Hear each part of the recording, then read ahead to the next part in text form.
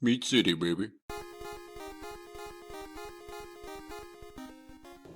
Hello and welcome back to Meat City Gaming. JD here with Chapter 21 of my Banner Saga 3 hard difficulty playthrough. And this is the one that we need to buckle up for because it is rough. By far the most difficult chapter of the entire playthrough, and it's not even close.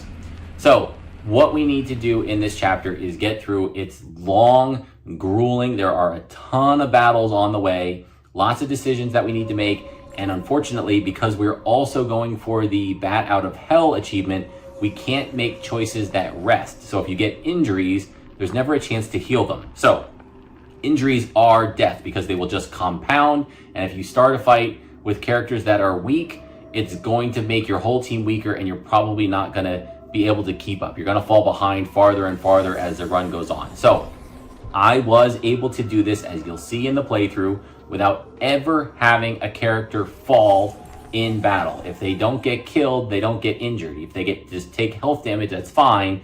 If they get taken out to 0 in the battle, they're still alive, but they're going to be injured for the next battle and they'll be less effective. So you can do it without having a character get injured, as I show in the playthrough. As I said, every character choice. So in the previous chapter, we found out that Arberrang has a set amount of time to survive based on all the decisions we made. How many supplies they had, how much time you spent fixing the walls and prepping and decisions and all of that. And now in chapter 21, you need to reach your final objective as quickly as possible, because if time runs out, you'll flip back to Arberrang for some battles, and eventually you'll go back and forth between them. Eventually Arberrang's time runs out. But going for the Bat Out of Hell achievement, we can only go back once. So the time that Arberrang has, I think I got 13 days from the initial setup, and then you'll not get there in the 13 days. You're going to take longer than that. So you'll go as quickly as you can. You'll get as far as you can. You'll hit 0. You'll go back to Arberrang for a battle and some additional decisions. You'll get a couple more days. I think it's like 5 more days you can get, maybe 7 at most, 3 to 7 depending. Then you'll switch back to the Ravens and you need to finish before that timer hits 0 again. It's very doable. You see here, I have days left when I got there, so that wasn't really a problem. The problem is you still need to move quickly with the Ravens. You can't dawdle and you can't select choices that let you rest, which would let you recover. So all the dialogue choices matter, and all of them have a delay associated with them. So you might have to, take the shortcut through the bramble patch or go the long way around, or a third choice. And if you go the long way around, it's going to add an extra day and a half to your journey, which will come off the time that Arberrang had remaining. If you take the straight path, you might have 0 delay, which is what we want, but you might have an additional battle, which carries with it the other problems that we talked about in terms of not getting your characters damaged and injured from dropping in that battle to 0 health.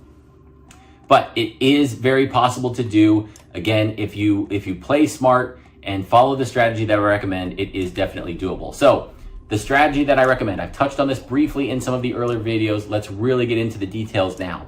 What I like to do is start with Valgard as my first character that goes. He has the Stonewall ability. Unfortunately, his armor is a bit low. Unlike Eggle, who I think has a base of like 18 armor when he's maxed, Valgard, I think, can get 14. And there's not many great items that the Ravens have access to that will increase his armor value. So give him a heroic title that increases his armor if you can. You want to give him as much armor as possible.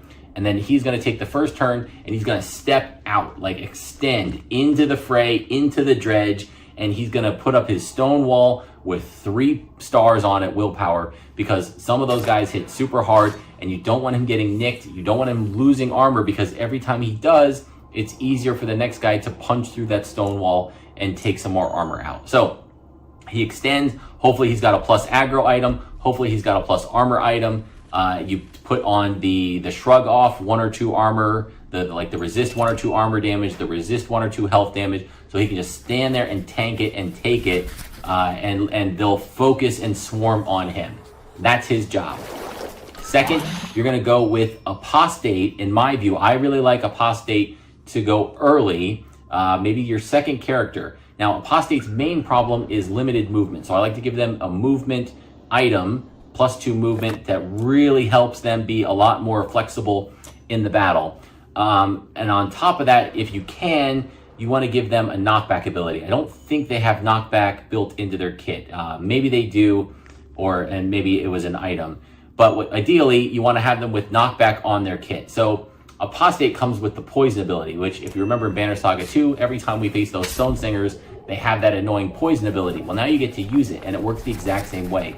If you hit an enemy with a strength attack, they'll be poisoned, and that poison will chain to any enemy that is in direct contact with them. It's not diagonal, but anything on the plus sign, it will chain through all of them, and that'll continue. If there's an enemy that's poisoned and one of the dredge moves next to it later, they'll get the poison, and that poison stays the entire battle, which is really important. You can hit an enemy for 3 health, and then again, if Apostate's going second, Valgard goes out, puts up his wall. The first enemy goes and approaches Valgard. Apostate comes up and whacks the enemy back into the big mass of enemies who are still clumped up because they haven't moved yet. Boom, they all get hit with the disease or the poison. And now for the rest of the battle, every turn those guys go, they're losing a health. So collectively, that's a 20, 25, 30 damage attack on the first attack from Apostate. Really important. Late in the battle, they have the burst ability where injured dredge, I think it's anything below 10 health if you use 3 willpower, can just be instantly killed. So part of the challenge with these battles is most of them are wave battles. And again, if a wave reinforces, it almost always means death. So you want to do anything in your power to avoid that wave battle reinforcing. Well, if you're following the strategy, you're keeping, every dredge weak and alive so that on their turn, they're not doing much. They're just walking and maybe chipping some armor. Yeah, you've got like 7 dredge left and they're all weak, but oh man, you only have 4 turns left till the enemy reinforces. Well, if Apostate's ready, he can set off the explosion and kill all of the remaining dredge in one hit, which I actually did have in a couple of my battles and saved the reinforcements from coming. So Apostate, super good early, super good late, and in the middle, if you're feeling a little risky, can do the buff ability that takes a little bit of armor off your characters and gives them extra strength, so they're doing extra damage. That armor that you lose can be resisted by Valgard, and it can be healed by Ivan. So it's not that bad of an exchange, especially if you can repair the damage that you're doing to your characters. The next character that I like, that I think is super important to the run, is Castaway. This is the dredge hurler that you pick up in the previous Ravens chapter. You need to get them for the guided achievement, and they are really good. They have 2 abilities which are important. They can, if you allow them to collect the eggs, and again in the previous chapter, they can put out a skulker egg, which will hatch in a turn to a skulker, which can be fine because that thing can go stealth. Stealth is super good. It blocks enemy movement if they ever bump into it, which ends their turn and they'll lose their attack. That's fine, but it doesn't really help you with the beating the wave countdown because you're not doing damage with those turns. You're basically burning those turns.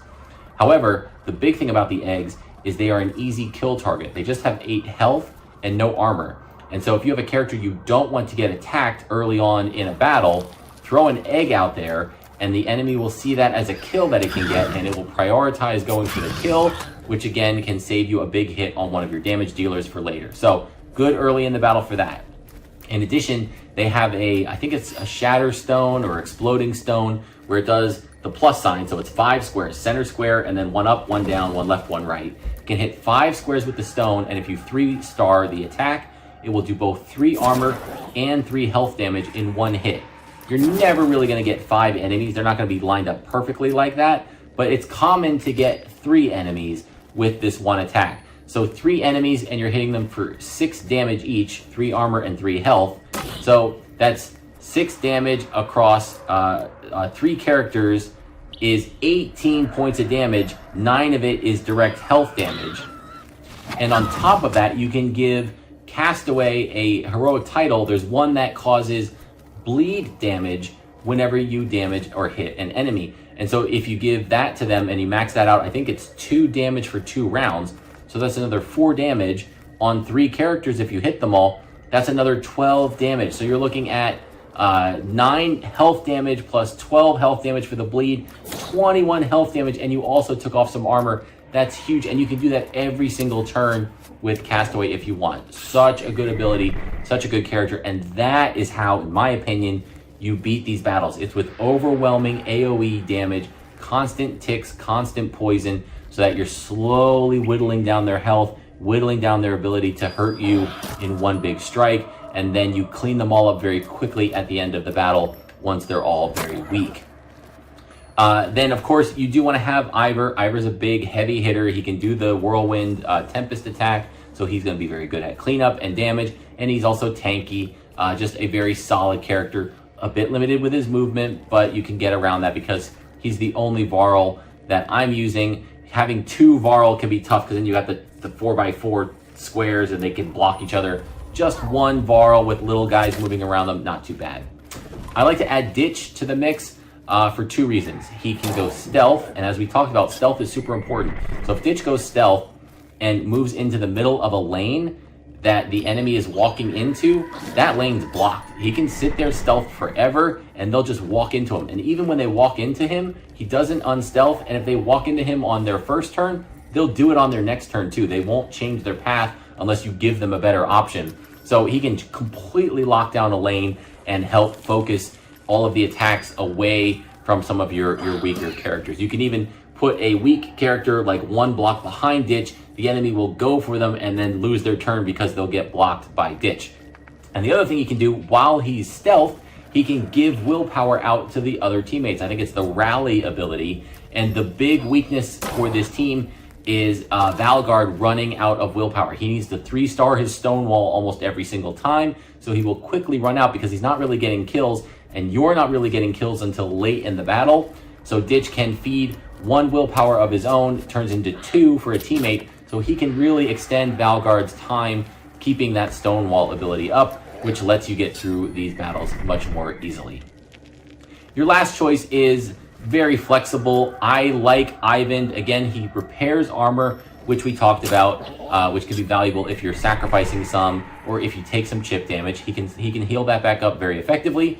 He can block off lanes with the Troll Stone ability. Don't underestimate that ability. It's not doing anything active. It does 1 damage, I think, if you like hit somebody adjacent with it. Not really important, but it does block off a lane that they can't pass through. Again, if you have a big Scourge, who's a 2x2 square, 4 blocks, and you can put that stone, the Troll Stone in the right spot, you can block off access to your team from one of those big hits, save a character from death, keep them in the fight, which will keep your whole battle plan moving. But in addition, also the lightning ability, which I've mentioned, is very, very good. The enemy clumps. You can do those chain attacks. It's direct health damage. You can 3-star it, I think, to go 4 damage on the first hit, and then it chains 4, 5, 6, 7. You can get some really, really big hits of health damage in 1 turn from Ivan, which again is the name of the game for this playthrough. So other than that, that's it. You just need to play solid and consistent. You may need to reload battles, get in a feel for where is the enemy positioned, where are you positioned, who moves first on the enemy team. Oh, it's that guy that moves first, so I need to make sure I can move into his way. I need to make sure Valgard can go there and block him so he doesn't hit Ivan and one-shot him on my first turn, right? Reload those checkpoints, just don't ever lose a battle and then try to go back because you avoid the achievement. But follow all those tips. Keep every battle perfect. Don't allow your characters to get wounded and then continue the fight because you'll just get worn down. If you have a battle go bad, restart it right away, get it perfect. Get a perfect battle and then get to the second battle. And then make sure the second battle is perfect. Reload it if it's not. Perfect, and then get to the third battle. Same thing, work your way through it. You'll have a much better time than trying to grind your way down and slowly get weaker. And then you're at the final battle and it's like, I'm not good enough, I'm not strong enough. I've taken too much damage and now I can't win this last battle. And now I need to go and restart the whole run. Get it right each step of the way, lock in that win, and then you'll have those checkpoints that you can go back to if you need to. With all of that in mind, you can make it to the final battle, which we're going to cover in the final video. Since chapter 22 is just dialogue options, we'll cover the final battle and chapter 22 in the last video, which is coming up. Thank you for joining me, and I'll see you then.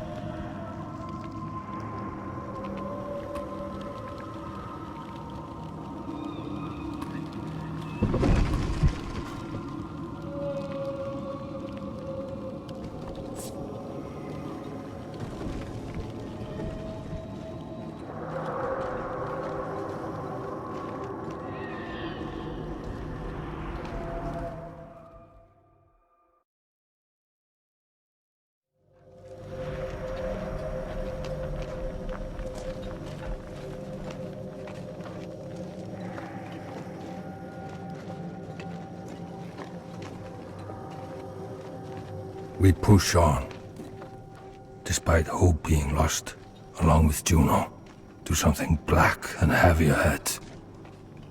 Did the dredge build godstones of their own, or They is did, this something? and hope is not lost yet, Ivor.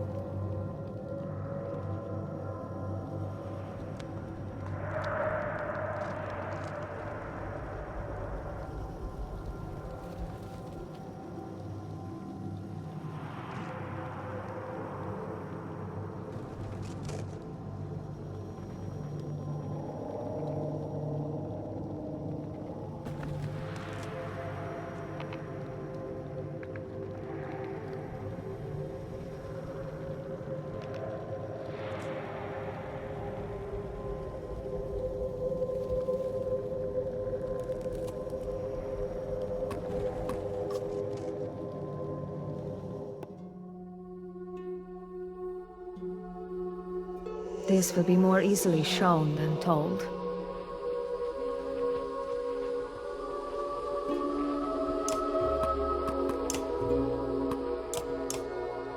The Valka were the first to discover a world within our world.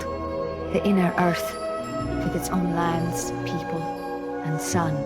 A source of power far greater than our own. Ivan is the boss, the leader of the Valka, brilliant, born with a mind devouring itself. I studied in secret to heal those wounds, and in time, we grew to love each other. But meddling with minds is forbidden, for reasons already clear to you.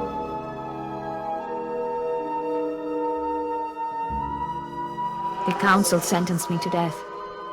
They agreed to spare Ivan the same fate if I went willingly. So I did. When Ivan discovered what had happened, he carried my body to the White Tower. In his grief, he drained the Black Sun of its energy, hoping to restore my life. The sun fell from the sky, ripping chasms through both worlds.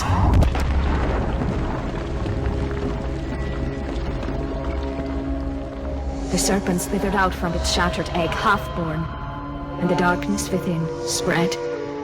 I had become the new vessel for its power.